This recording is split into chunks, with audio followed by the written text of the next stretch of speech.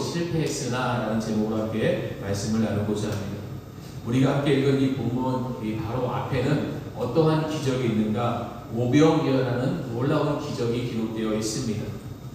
오병이어를 경험한 제자들과 무리들은 정말 흥분을 감출 수가 없었습니다.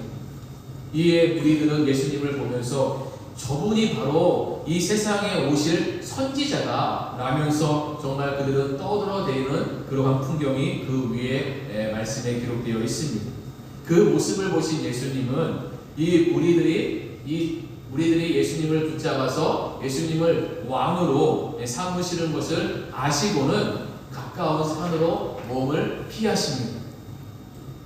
제자들 역시 그들에게 붙잡혀서 예수님을 어떻게 더 잘 보이고 예수님을 빨리 데려오라고 막 이렇게 어떠한 무리들의 꼬임에 넘어갈 수 있었기 때문에 예수님 역시 이 제자들을 향해서 즉시 배를 타고 건너편으로 건너가도록 만드십니다. 이 부분을 자세히 기록하고 있는 이 마태복음에 보면 이렇게 설명합니다. 마태복음 14장 22절에 보면 예수께서 즉시 제자들을 재촉하사 자기가 무리를 보내는 동안에 배를 타고 앞서 건너편으로 가게 하시고 라고 기록되어 있습니다. 예수님은 이 제자들을 빨리 배를 태워서 건너편으로 보내십니다. 이 무리들에게 붙잡혀서 어떠한 무리들의 요구에 따라가지 않도록 흥분한 그 마음을 가지고 무리들을 따라가고 또 무리들의 어떠한 왕이 되지 않기 위해서 제자들을 먼저 보내시고 예수님은 가까운 산으로 올라가십니다. 자, 그런데 오늘 본문 16절에 보니까 저물매라고 시작합니다. 저물매. 이것은 늦은 시간을 말하는 것으로서 이제 어둠이 내리기 시작했음을 의미합니다. 여러분, 예수님은 왜 어두워져 가는 그 시간에 제자들을 건너편으로 보내신 것일까? 예수님과 같이 산에 올라갔다가 날이 밝으면 그렇게 다시 건너편으로 보내면 되지 않았을까? 오늘 본문을 우리가 읽어서 알겠지만 이 제자들은 배를 타고 가다가 큰 풍랑을 만나게 됩니다. 그렇다면 예수님은 과연 이러한 상황이 올 줄 모르시고 제자들을 재촉해서 막 보내신 것일까? 분명 성경은 참새 한 마리도 하나님의 허락 없이는 땅에 떨어질 수 없다고 말씀하신 그 주님이었기 때문에 분명 예수님은 이러한 상황이 올 줄 다 아셨을 것입니다. 그럼에도 제자들을 보내신 그럼 이유가 무엇일까? 그것은요, 앞서 제가 말씀드렸던 이 오병이어 사건, 이 사건을 통해서 제자들의 마음에 지금 무엇이 생겼냐면 허영심이라는 것이 생겼습니다. 그리고 십자가가 없는 성공, 십자가가 없는 영광, 지금 그것이 제자들 마음속에 찾아오는 그러한 상태였기 때문에 예수님은 그것을 원하시는 것이 아니었기 때문에 제자들을 급히 건너편으로 보내셨던 것이었습니다. 다시 말하자면 제자들을 시험하고자 하셨던 것이죠. 그렇기 때문에 그 시험을 통해서 주님을 따르는 목적이 정확히 무엇인지를 제자들이 알아가고자 하신 마음으로 지금 제자들을 바다 건너편으로 배를 태워 보내셨던 것이었습니다. 여러분, 오병이어 사건 때 이 주님은 제자들과 함께 있었습니다. 그래서 제자들은 이 주님을 향해서 우리 먹을 것 없습니다. 우리 돈이 이만큼 필요합니다. 막 어떠한 세상적인 관점을 가지고 예수님께 막 따지며 이야기를 해왔습니다.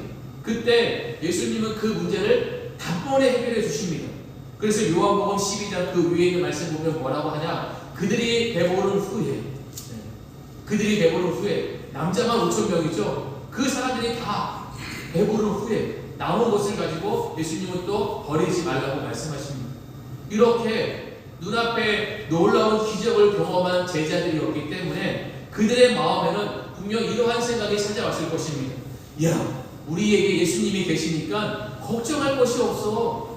배고파도 우리는 걱정하지 마. 돈이 없어도 걱정하지 마. 예수님만 잘 따라다니면 우리는 성공할 수가 있을 것 같아. 분명 제자들의 마음속에 그런 허영심, 어떠한 세상의 성공의 도취에 빠질 만한 그러한 유혹들이 막 물밀듯 몰려온 것이죠.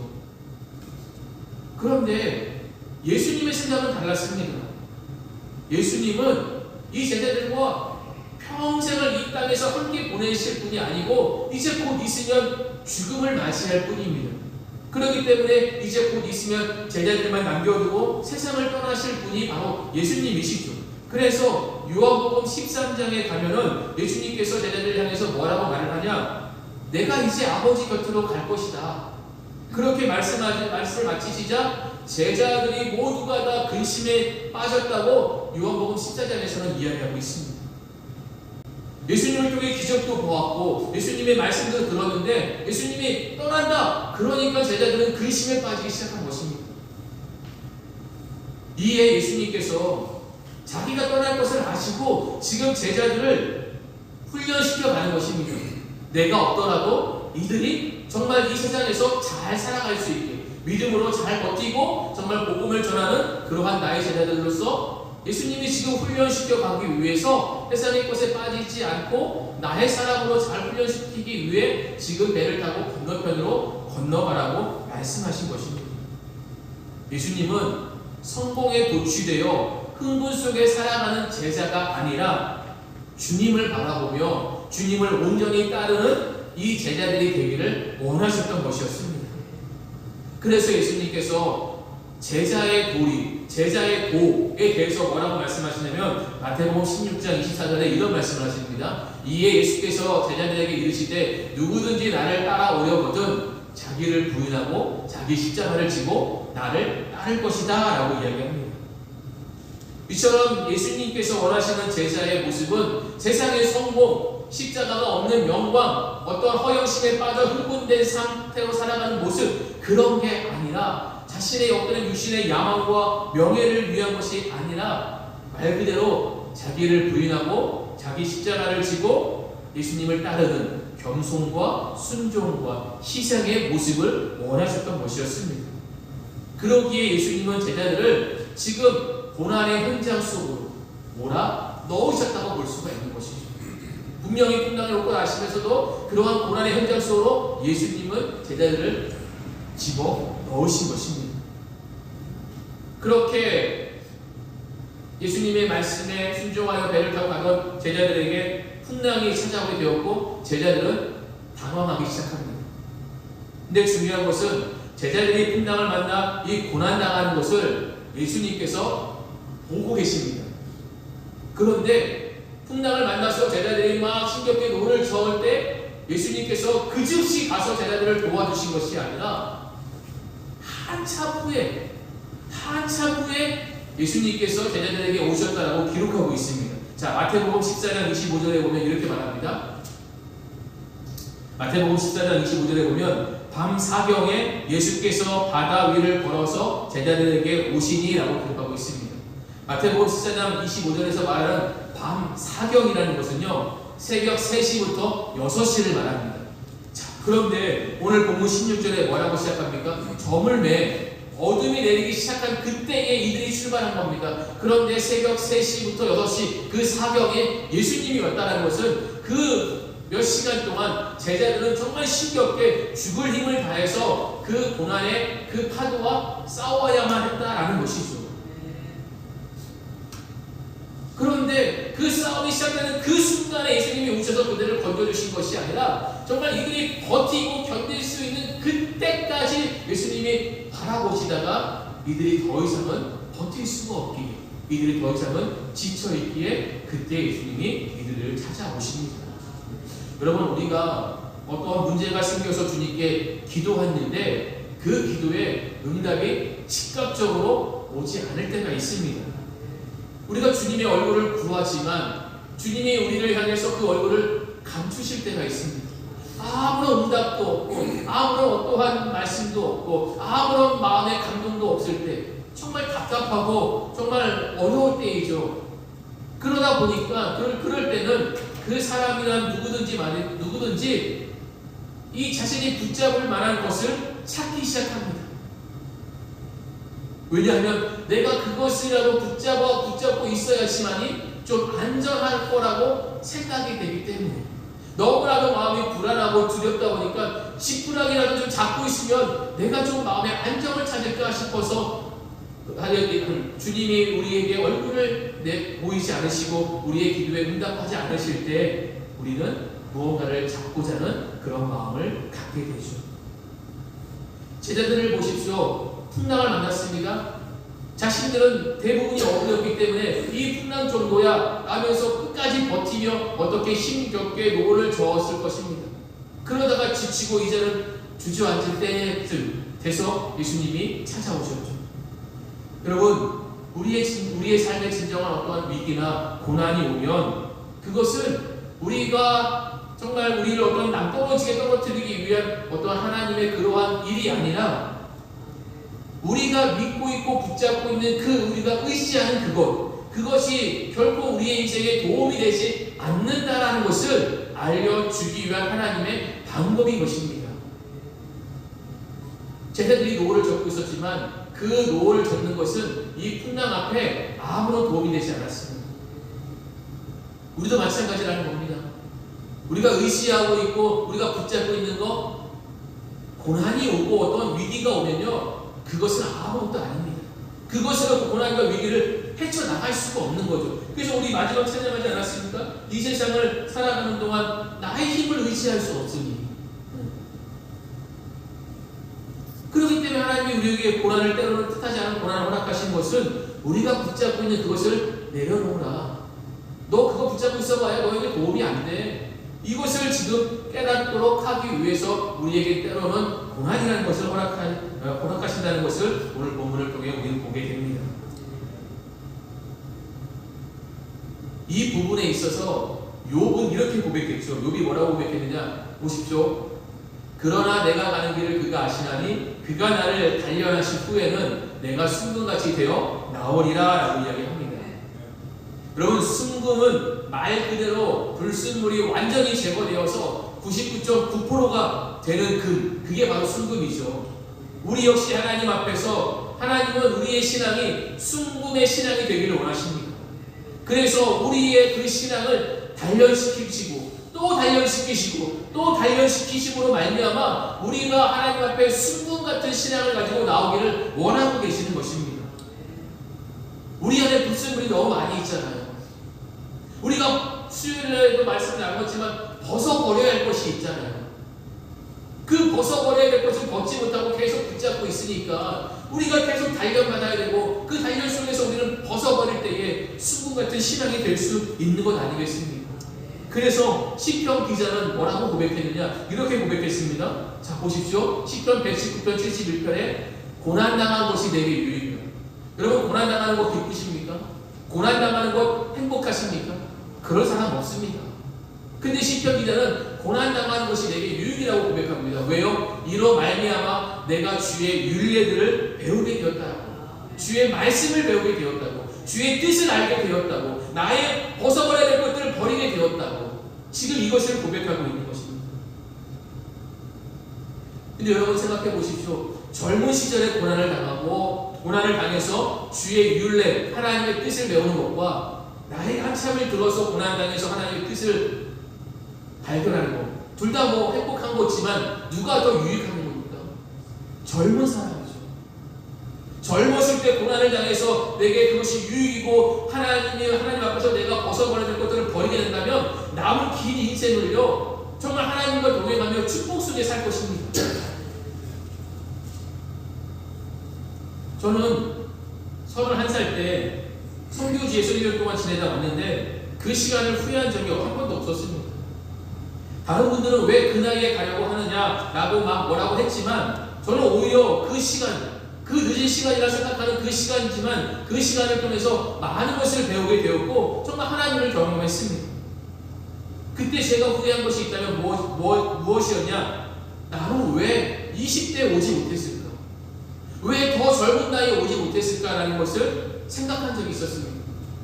왜냐하면 제가 딱 선교지에 갔는데 저보다 한 달 일찍 온 두 명의 자매가 있었습니다. 두 명의 자매가 있었는데 두 명 다 대학을 휴학하고 20대 초반에 왔습니다. 23, 24. 그들도 한 1년 정도 거기서 있다가 갔는데 그 모습을 보면서 야, 젊은 나이에 정말 큰 은혜를 경험하고 정말 큰 것을 경험했으니까 저들은 정말 하나님 앞에 잘 살겠다 이런 생각을 했습니다.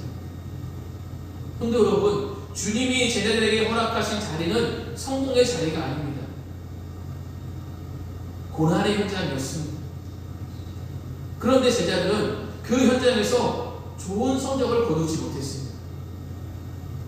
오히려 불안해하고 낙심하고 좌절하였죠.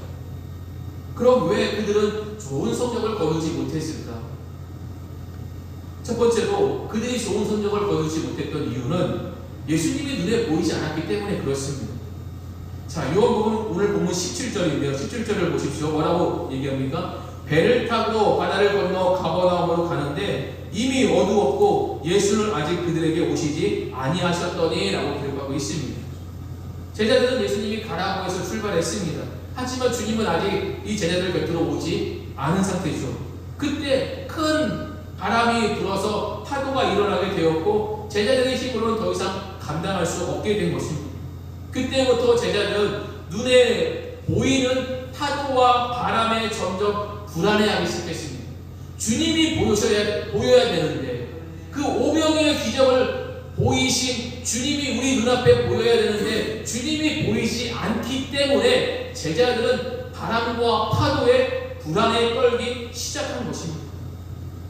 답답한 현실, 그 현실이 자신들을 삼키려 할 때에 제자들은 두려워했고 불안해한 것이죠. 여러분, 우리도 살다 보면 이러한 고난과 고통의 순간을 만날 때가 있지 않습니까? 그때 주님을 찾지만 앞서 말씀드린 것처럼 아무런 응답도 없고 주님은 우리에게서 얼굴을 가리워서 정말 우리 앞에는 답답한 현실만 보일 때가 얼마나 많이 있습니다. 그 순간 주님을 떠나 무언가를 잡으려 하죠. 그러나 그 답답한 순간에도 우리의 눈에는 주님이 보이지 않지만 주님은 저와 여러분을 보고 계신 줄 믿습니다. 자, 마가복음 6장 48절 보면 이런 말씀이 있습니다. 바람이 거스름으로 제자들이 힘겹게 놓쳐있는 것을 보시고 누가 보고 계십니까? 산에서 주님이 제자들을 보고 있는 것입니다. 오늘 본문과 동일하게 기록하고 있는 마태복음, 마가복음에는 이것을 잘 설명해 주고 있습니다. 마가복음에서는 주님이 제자들을 보고 계셨다라고 말씀하고 있습니다. 제자들의 눈에는 주님이 보이지 않았습니다. 그렇기 때문에 답답한 현실만 보일 뿐이었고 불안에 빠질 뿐이었죠. 그러나 주님은 제자들을 보고 계셨습니다. 그렇기 때문에 주님은 제자들이 그렇게 힘이 빠지고 자신들이 잡고 있던 것들을 다 내려놓은 그때에 바다를 걸어서 그들에게 가셨던 것이었습니다. 하지만 제자들은 그 눈에 주님이 보이지 않았기 때문에 주님을 멀게만 느꼈고 그저 불안과 두려움에 휩싸일 수밖에 없었던 것이죠. 예수님이 보이지 않았던 것이 첫 번째 원인이라면 두 번째는 제자들에게는 예수님을 분별할 수 있는 영적인 안목이 없었습니다. 예수님은 제자들이 고난당하는 것을 보시고 이제는 내가 가서 도와줘야겠다 라면서 바닥을 걸어 제자들에게 오십니다. 그런데 제자들은 그 모습을 보며 더 깊은 혼돈과 어떠한 불안에 빠지기 시작합니다. 자, 오늘 본문 19절 보십시오. 이렇게 기록하고 있습니다. 제자들이 노를 저어 12월이쯤 가다가 예수께서 바다 위로 걸어 배에 가까이 오심을 보고 두려워하거늘 라고 기록하고 있습니다. 예수님이 걸어오시는 것을 보고 제자들은 도리어 두려워하기 시작합니다. 동일한 이 본문을 기록하고 있는 마태복음과 마가복음에서는 동일하게 무엇을 얘기하냐면 예수님을 보고 제자들이 모두가 다 유령이라고 생각했다라고 기록하고 있습니다. 그러니 이 무서움의 두려움이 더한 것이죠. 제자들은 주님이 바다 위를 걸어서 자신들에게 올 거라고는 상상하지를 못했습니다. 그렇기 때문에 제자들은 보자마자 유령이다 라고 하면서 두려워했던 것입니다.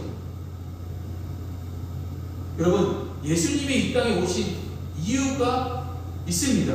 그것은 자신의 죄로 인해 죽음과 슬픔을 극복하지 못하는 인간들을 구원하시기 위해서 예수님은 이 땅에 오셨습니다.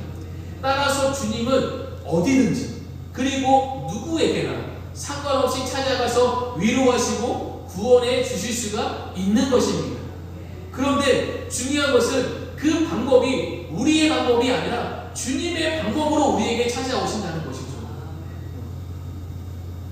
그렇기 때문에 이 고난의 때는, 우리가 어떠한 두려움과 불안에 휩싸였을 때는 주님이 우리에게 찾아오시는 것을 우리 영적인 안목을 가지고 볼 수 있어야 합니다.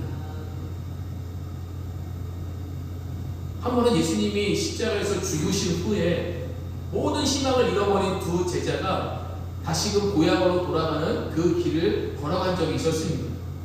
그들은 고통스러운 마음을 가지고 고향길을 걸어갔습니다. 왜냐하면 예수님을 따라다니면 뭔가를 얻을 수 있을 거라, 또 어떠한 자리에 올라갈 수 있을 거라 생각했는데 예수님이 그냥 허무하게 십자가에 죽어 돌아가시다 보니까 이 고통스러운 마음을 가지고 다시 고향으로 돌아가던 그 길에 부활하신 주님이 그들과 동행하기 시작하십니다.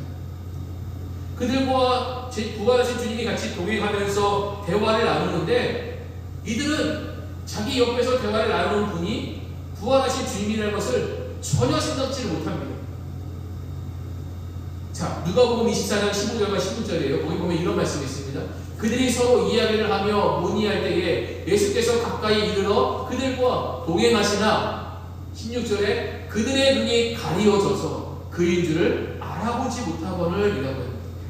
영적인 안목이 어떤 거예요? 부활하신 주님이 옆에 계시는데 그들은 그 주님을 알아보지 못하고 그저 답답한 마음을 계속 얘기하며 주님과 대화하며 그 길을 걸어갑니다.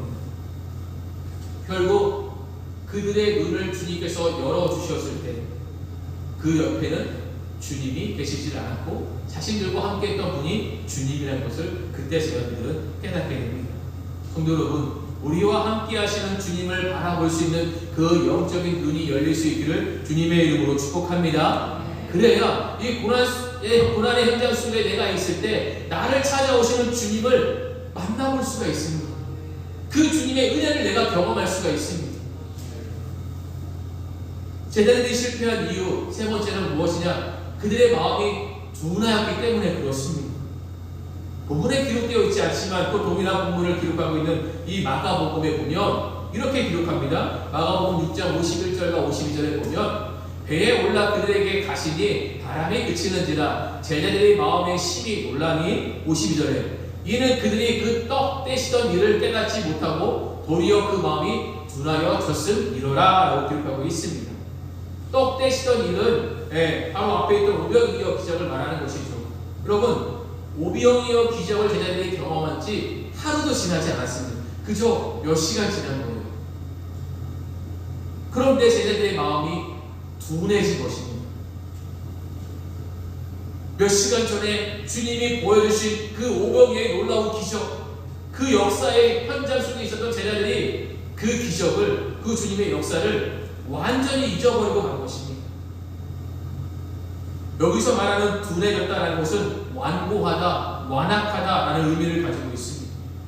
오병이어의 기적을 체험했음에도 불구하고 주님이 하나님의 아들이심을 이들은 깨닫지를 못했다라는 것입니다. 그들의 마음은 완악해져 있었다라는 것이죠. 그러기에 제자들은 그 고난 속에서도 기쁨과 평안을 누리지 못하고 오히려 두려움에 사로잡혀 주님을 보자마자 유령이다 라고 소리를 쳤던 것입니다. 우리도 마찬가지입니다. 하나님으로부터 은혜를 받았으나 그 은혜를 깨닫지 못하거나 그 은혜를 망각한 채 그냥 살아간다면 우리는 작은 고난에도 좌절하고 낭망하게 될 것입니다. 그러므로 여러분, 우리의 마음이 하나님 앞에서 둔해지지 않기를 항상 조심해야 합니다. 우리의 마음이 둔해지는 순간 우리는 주님을 깨닫지 못합니다. 우리의 마음이 둔해지는 순간 우리는 완악한 마음을 가져서 하나님이 누구신지, 하나님의 아들 예수 그리스도가 누구신지 우리는 그것을 바라볼 수가 없습니다. 한 번은 예수님이 십자가를 앞두고 제자들을 향해서 이 마지막 때에 일어날 종말적인 사건에 대해서 말씀을 하신 적이 있었습니다. 그때 예수님이 제자들에게 신신당부한 게 있는데 그것이 무엇이냐면 누가복음 21장 34절에 이런 말씀이 있습니다. 너희는 스스로 조심하라. 그렇지 않으면 마지막 때에 방탕함과 술 취함과 생활의 염려로 마음이 둔하여지고 뜻밖의 그날의 법과 같이 너희에게 임하리라 라고 말씀을 하십니다. 이 말씀을 하신 이유가 무엇이겠습니까? 마지막 때가 되면 세상의 것으로 인해서 많은 사람들의 마음이 둔하여진다는 것입니다. 완악하고 정말 무서운 마음으로 변하여서 정말 그렇게 살다가 뜻밖의 주님 오시는 그날 그 둔해진 그 마음이 그들에게 덫이 되어서 결국 멸망으로 심판으로 그들이 그 주님 오시는 날을 맞이하게 된다는 것입니다. 본문도 마찬가지 아니겠습니까? 제자들은 예수님이 언제 올지를 모르고 있었습니다. 그러다가 사경이 되어 예수님이 오시는 걸 보고는 그 마음이 둔하여져 있었기 때문에 유령이다 라고 소리쳤습니다. 우리 역시 심판의 날이 언제 올지 모릅니다. 주님이 언제 다시 이 땅에 오실지를 모릅니다. 그렇기 때문에 그 날이 우리에게 무서운 날이 되지 않으려면 나의 마음을 누르고 있는 이 세상의 것들로부터 벗어나서 영적으로 깨어서 스스로 조심하는 가운데 주님의 주님의 날을 맞이하는 저와 여러분이 되어갈 것입니다. 주님은 지금 그것을 말씀하셨던 것이었습니다. 그러고 하면 제자들이 실패한 이유 마지막은 무엇이냐? 의심하였기 때문에 그렇습니다. 제자들은 예수님을 유령으로 생각한 나머지 두려워하였습니다. 예수님은 두려움에 쌓여있던 제자들을 향해서 오늘 본문에 뭐라고 말을 합니까? 내니 두려워하지 말라라고 그들의 마음을 안심시켜 주십니다. 그러자 이 본문에는 기록되어 있지 않는데 이 동일한 본문을 기록하고 있는 마태복음에 보면 베드로가 주님이십니까? 그럼 주님 나를 명하여 물 위를 걸어오게 하십시오 라고 이야기합니다. 주님이 오라 라고 얘기하죠. 그럴 때 베드로가 배 밖을 나와서 물 위를 걸어갑니다. 그런데 몇 걸음 가지 못해서 바람을 보고는 무서워 그만 물에 빠져버리게 되죠. 그때 주님이 베드로를 잡아주시면서 이렇게 말씀하십니다. 마태복음 14장 31절에 이런 말씀이 있습니다. 예수께서 즉시 손을 내밀어 그를 붙잡으시며 이르시되 믿음이 작은 자여 왜 의심하였느냐 라고 말씀하십니다. 믿음이 작은 자여 왜 의심하였느냐. 여러분 잘 보십시오. 너 이렇게 믿음이 없어 라고 책망한 것이 아니라 믿음이 있는데 믿음이 작다라는 것입니다. 믿음이 작으면 의심할 수가 있다는 거예요. 그런데 여러분 믿음이 없으면 의심조차 하지 않습니다. 믿음이 작기 때문에, 믿음이 적기 때문에 의심이라도 할 수 있다는 거예요. 정말 예수님입니까? 예수님이 나를 걸어가게 하실 수 있을까? 예수님이 나를 도와주실 수 있을까? 이 의심이라도 할 수 있다는 것이죠. 여러분 우리의 마음속에 믿음이 작다면 여러분 이 작은 믿음을 우리는 더욱더 키워가야 하는 것입니다. 이 믿음을 키움으로써 의심하지 않고 정말 예수 그리스도를 온전히 신뢰할 수 있는 그러한 믿음을 우리는 만들어야 할 줄 믿습니다. 제자들은 자신들에게 걸어온 분이 예수님이라는 것을 아시고 기쁜 마음으로 예수님을 영접하였습니다. 그러자 배는 그들이 가려던 땅에 무사히 도착하게 되었다라고 오늘 본문 21절에서는 말하고 있습니다. 보십시오. 이에 기뻐서 배로 영접하니 배는 곧 그들이 가려던 땅에 이르렀다라고 기록하고 있습니다. 성도 여러분, 주님은 정확한 때에 제자들을 찾아오셨고 그들과 함께해 주셨습니다. 우리도 마찬가지입니다. 우리의 인생에 고난과 고통의 순간들이 있습니다. 그때 우리의 눈에는 주님이 보이지 않을지라도 예수님은 우리를 보고 계시고 가장 정확한 때에 우리를 찾아오십니다. 그러면서 우리에게 분명히 말씀하시죠. 나다, 두려워하지 말고 안심하라. 주님이 우리에게 나다, 두려워하지 말고 안심하라 이렇게 말씀하시는 이유는 무엇입니까? 우리를 고와 같이 내버려 두지 않겠다고 약속하셨기 때문에 그렇습니다. 그러므로 주님은 우리와 함께 하고 계신 줄 믿습니다. 그러므로 우리는 어떠한 순간에도 나와 함께 하고 계시는 그 주님을 신뢰하고 믿을 수 있어야 합니다. 그럴 때 주님께서 반드시 우리의 갈 길을 인도해 주십니다. 마침내 우리가 그 항구에 도착할 수 있도록 주님은 우리와 반드시 그 걸음을 동행해 주십니다. 그 사실을 기억하면서 날마다 불어오는 이 세상의 파도 속에 불안해하거나 두려워하지 마시고 믿음으로 주님을 바라볼 수 있는 저와 여러분의 삶이 되길 간절히 소망합니다. 그래서 흔들리지 않는 믿음, 마음이 둔하여서 의심하고 두려움에 빠지지 않는 그 믿음을 가지고 끝까지 그 주님의 나라를 향해서 걸어갈 수 있는 저와 여러분의 삶이 될 수 있기를 주님의 이름으로 축복합니다. 기도하겠습니다.